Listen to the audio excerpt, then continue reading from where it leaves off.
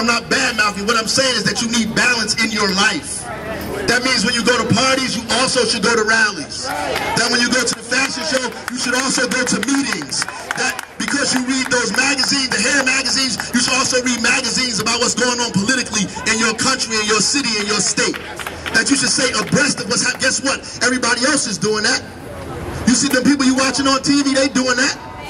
They doing that. You got to do it too. Got to be politically active, y'all. Got to be politically astute. You got to get involved. So we're going to organize that. I told my brother we're going to organize to name the street Dawn Reddick Avenue, Boulevard Street, whatever we're going to do, y'all.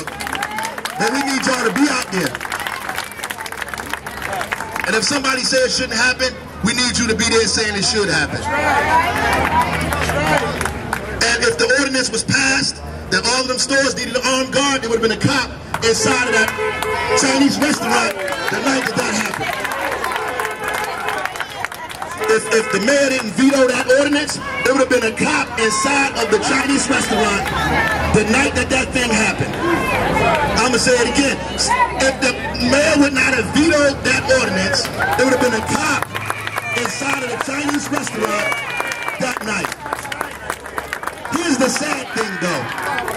Almost half of us don't have a clue of what the hell I'm talking about. So, the idea is you need to be astute about what's going on in your life. And instead of getting up like somebody got mad, they called and said, was you out there, Councilman? You should have been out there. No, you was at the Lincoln Park Festival. I was at the Lincoln Park Festival the next day with my daughters, but I was out there that night. But more importantly than that, when they vetoed the ordinance, where the hell was we to say, this is what we wanted? Where was we to say, listen, we need this in our community. We need this in our neighborhood. We need this for our people. You gotta be a part of what's going on, y'all. You gotta be a part of it. If you loved any of these people that died, vow today, from now on, that you're gonna be involved in something political. You're gonna go to some meetings. And when I say political, I don't mean election campaign. It don't mean you don't have to be involved in the election campaign. I mean you have to be involved in what's going on in your neighborhood. You got to be a part of your block association. Be a part of your building organization if you have one. If you're part of the PTA, be a part of the PTA.